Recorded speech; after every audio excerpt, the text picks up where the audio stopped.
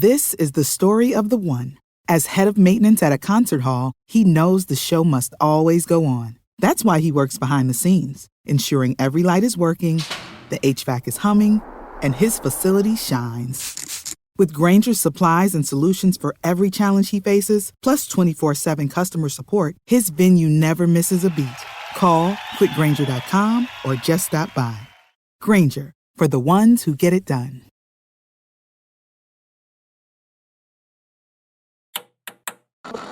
With your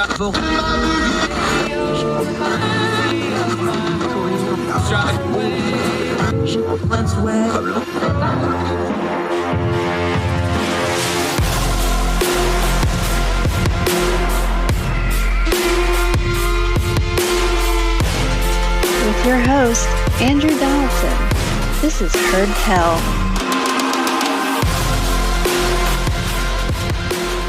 Welcome back to Heard Tell. Okay, this may come as a shock to you. Some of you may need to sit down for this, especially those of you out in overflow that couldn't get into the service.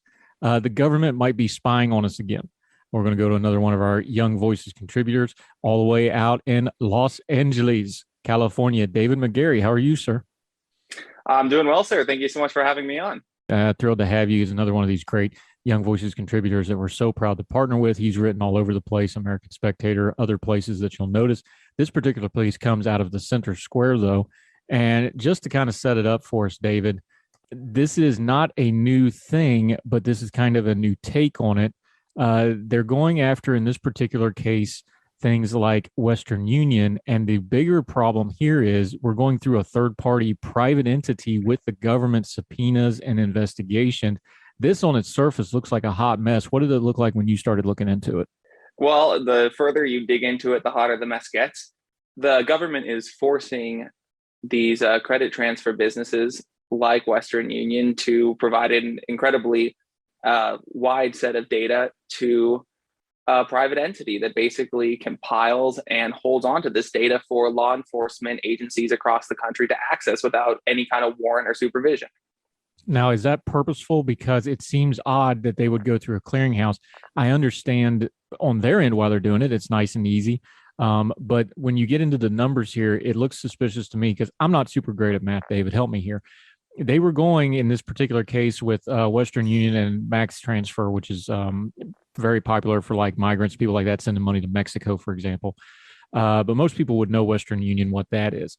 What they were going after here was they really wanted about 8 summonses that they were looking at, but those 8 summonses through customs requests, that yielded 6 million records.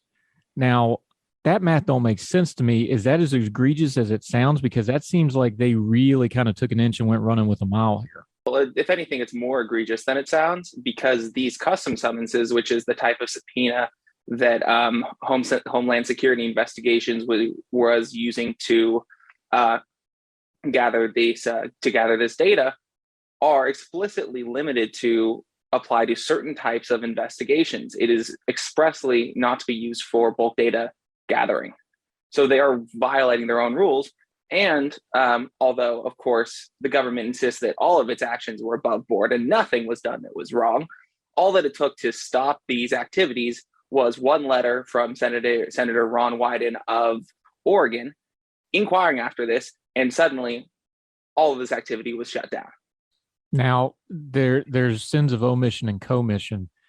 Isn't it kind of looks on the reason this wasn't illegal is just because nobody thought to write a law about it yet? Is that kind of the take you took on it? And then as soon as if they quit that quick, they knew this was probably shady and were doing anyway.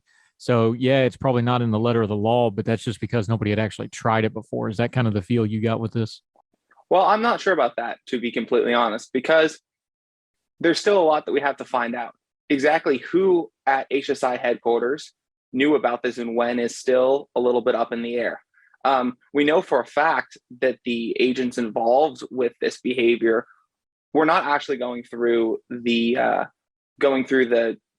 prescribed legal and privacy reviews that they're supposed to complete before they open or before they take these kinds of actions. So might it possibly technically be within the letter of the law? I doubt it. Small chance. But as I said, they violated their own regulations to get to this point. So it doesn't seem to me as if they're acting legally. Yeah, David McGarry joining us from Young Voices. All right, you already mentioned it, so let's talk about it. Ron Wyden, senator from Oregon, he's the one that got involved with this. How did he get involved with it, and what was he actually doing that led up to him looking into this and getting? Was it a constituency thing? Was it an investigation thing? How did that happen? So Wyden has actually been very good on these issues of privacy of late. He called out Operation Whistle Pig, which was a Border Patrol agent opening an incredibly extensive investigation into a journalist on very flimsy evidence. He called out CIA data gathering earlier this year, and now he's targeting HSI. I mean, the man just cares about an issue that all 99 of his partners in the Senate should also care about. But let's face it, for whatever reason, political or otherwise, they don't seem to. But the man's made it a priority and part of his political package and his resume. And I think he should be commended for that and supported for that, even though there's plenty of his other policies and beliefs that I disagree with. Yeah, and Ron Wyden is a Democrat from Oregon. Oregon, of course, being more of a leftward-leaning state, especially the Portland area. Is there more bipartisanship on this issue? Because we've been dealing with this especially since 9/11. We know about the Patriot Act stuff. We've been dealing in the last few years with things like FISA warrants and these sorts of things. We've talked on our program a lot about the Fourth Amendment. You talk about Senator Wyden. Is he alone out there, or are there other representatives and senators that you're seeing that maybe get some bipartisan consensus on privacy issues? Because I'm noticing we talk a lot of good game when it comes to big tech and things like that. But then when it's something like this, those same people kind of get quiet. Is that a fair criticism, or is other people noticing that as well? No, I think that is spot on right there. And I think much of it comes down to the fact that our politics is partisan, not only in the ways that people view themselves, but in the issues that they pick to prioritize. So, like you said, for the left, privacy issues and surveillance of citizens has been a really, really big deal for a while. But right now, because it's not a great blunt object to hit Republicans over the head with, it's not actually, or I should say the left isn't making Biden administration abuses a priority to combat, with the exception of Wyden. With that said, I'm a little bit surprised, to be honest, that the Republicans aren't jumping on this a little bit more. In the Trump administration, the conservatives and Republicans and people of the right generally got the idea and started to understand that letting law enforcement agents, with all of their biases and personal flaws, letting law enforcement agents go after citizens outside the law probably wasn't the best idea, especially if there was no oversight to keep them in line. And of course, I'm referring to a lot of the FISA abuse that we saw in relation to in relation to investigations of Trump campaign officials. So why they can't carry that over and demand that Biden era law enforcement agents follow the law as well, I don't know. I tend to think that they're sort of falling back on old style 2000s Tom Cotton-esque support for law enforcement and military and surveillance in general, but I don't know for sure. Yeah. Talking to David McGarry about this surveillance program. All right. When we're talking law enforcement on this particular case, the elephant in the room is DHS. We know what an absolute monster of a government organization this has grown into. And I don't mean that in necessarily a bad way. It's a monster. It's huge. When they built this thing after 9/11, I don't know that folks really realized how much it was going to change things like law enforcement, like oversight. Where's DHS, Department of Homeland Security, on this program? Because like you said, this is a multi-state program. You're also dealing with Mexico because you have a lot of people that come in the country and use these wire transfer companies to send money back to Mexico. That touches on the immigration issue, which is, of course, in the DHS. What's their role here? Because they have direct oversight from Congress, but they're also so big. We've seen this in hearings time after time after time. It's proven to be an organization that's really hard to do effective oversight on. What's their role in this, and where should we start focusing in on, because they're so big, to get into the heart of the matter on this particular issue? So I think you really hit it on the head, which is that at a certain point, if or I should say, in the absence of clear regulations and clear oversight structures, there will be misbehavior when you give any agency or individual this much power over citizens. And actually, that's something that Wyden mentions in his letter, that these custom summons have been abused routinely in the past, that we know this has been the subject of inspector general reports, yet for one reason or another, probably because there's not enough institutional incentive to make the brass care about it, these reforms have not clearly been implemented throughout the agency. We continue our conversation with David McGarry right after this on Hardtail.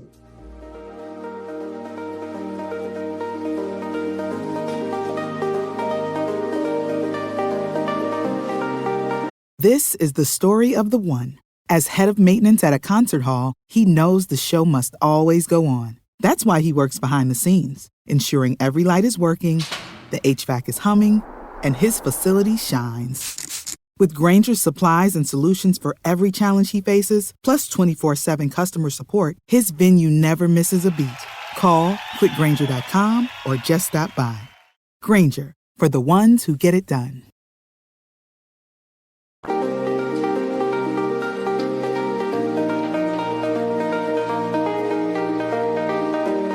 Talking to David McGarry, you bring up the point that I think is apropos here is, okay, anytime you're dealing with the legislative branch, with Congress, whether it's the senators or the House of Representatives, the only way you really get anybody to do anything is pressure. You talk about it here. Do you see any other way that some of the surveillance stuff is just bringing it to the fore and citizenry having to put pressure on Congress? Because I understand Senator Wyden's taking the lead on this, and God bless him for that. That's one out of 100, like you pointed out earlier. There's 99 other ones. What should the citizenry be doing once they find out about an issue like this to kind of bring that pressure to bear? I think this is the classic: call your senators, call your representatives, call advocacy groups. If you're on the fence in an election and one candidate supports privacy and the protection of privacy, and the other one doesn't, if they seem to otherwise be similar in, say, a primary than maybe a general election in certain districts, let that be your defining vote in the absence of other important concerns. I mean, obviously, it's a balance. We can't become one issue voters, but at the same time, as citizens, we can make our voices heard on the phone, in emails, in surveys. Opinion polling means a lot these days when it comes to the way that these folks run their campaigns. And then for the rest of us who are maybe involved in some kind of writing, or even for citizens who just like to repost things on social media, let's spread the word about this. Let's talk about it. I mean, there's no shortage of news on this front. As I mentioned, we have Operation Whistle Pig, where this rogue border agent was just launching the full powers of multiple different agencies against a reporter because he thought that she might be involved in something unsavory. Didn't go through any kind of oversight protocols. Didn't follow any kind of process, really. Just decided that he wanted to use the immense power that he had at his disposal to dig through her entire life, and he did that. On top of that, you have, like I mentioned before, also the Wyden expose on the CIA's what they call data queries, where they were gathering quote unquote incidental data on Americans because they could, or at least they felt that they could. And then now Cato is involved in some FOIA lawsuits, to get the FBI to disclose more information about these informal, basically investigations. Of course, they don't call them investigations, but basically the FBI has been launching investigations into all sorts of political groups that they perceive to possibly be threats, and they found a workaround that they feel will allow them to get away with it. And until someone somewhere says something, they're going to keep doing it. And I think that people like Wyden are really kicking the ball off, and it's our job to support them and spread the word. Let me ask it this way: has the word privacy gotten too buzzwordy? have we got to the place where it's not having the impact it should when we talk privacy issues? And maybe we should focus a little more like, this is a law enforcement issue. Like, okay, this is data collection and privacy and a law enforcement issue, and separate that from when we're talking about something like big tech, where you're talking about consent agreements and third parties, and it's a little bit different beast. Do you think the buzzword is getting in the way here a little bit, where people just hear privacy and they're like, oh, another privacy thing? Should we be more specific in our language when dealing with this issue? Like, look, this is a law enforcement issue. This affects a lot of people. This is a digital copyright issue. This is going to affect you in a different way. Would that specificity be helpful here? Because I wonder if we're not just making a lot of white noise about privacy, and we're kind of losing folks when we're trying to talk about really important issues here. Yeah, I couldn't agree more with that. Like I pointed out at the end of my piece, spying in the 21st century isn't the sexy cloak and dagger James Bond driving away in a fast car and leaving an explosion behind you. It's someone sitting at a desk in some basement office, typing in some kind of search query, or going through filling out the legalese of a subpoena or what have you. These are little specific actions that, like you said, we should be more specific about, explaining exactly how certain agencies in the government are snooping and spying on citizens.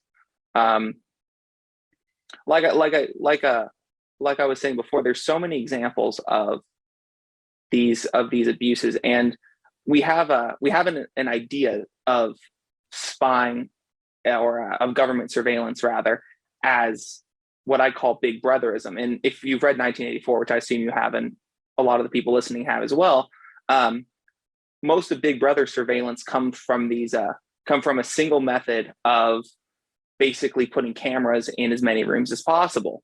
But that's not the way that surveillance works in the real world in the 21st century. It's much more of death by a thousand cuts.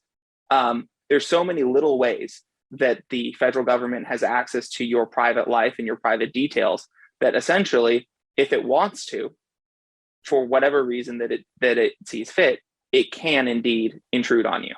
David McGarry, outstanding stuff on this. We'll have you back on because this issue is never going to go away. It's just going to get worse and worse, I'm afraid. Till we have you back on the show, though, let folks know where they can follow you, what you got going on, and how they can keep track of what's going on in the world of David McGarry. Yeah, please follow me on Twitter at David B. McGarry. Also follow my work with Young Voices. You'll find my profile on the website. I'm writing and getting published consistently on privacy issues, on tech and personal security issues. So I would love to get my message out as far and wide as possible, and I can't wait to come back on. This has been a lot of fun. Yeah, anytime. That's McGarry with 2 R's and an A, McGarr. Not like them other McGarrys that spell it differently. Make sure you get it right. David McGarry, great stuff today, my friend. Appreciate your time, sir. Thank you so much, sir.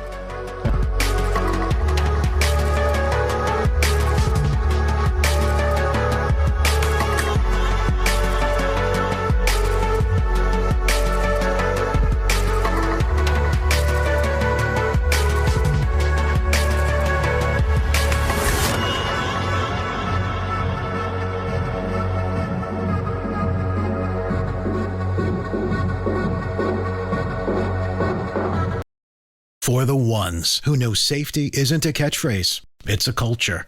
And the ones who help make sure everyone makes it home safe.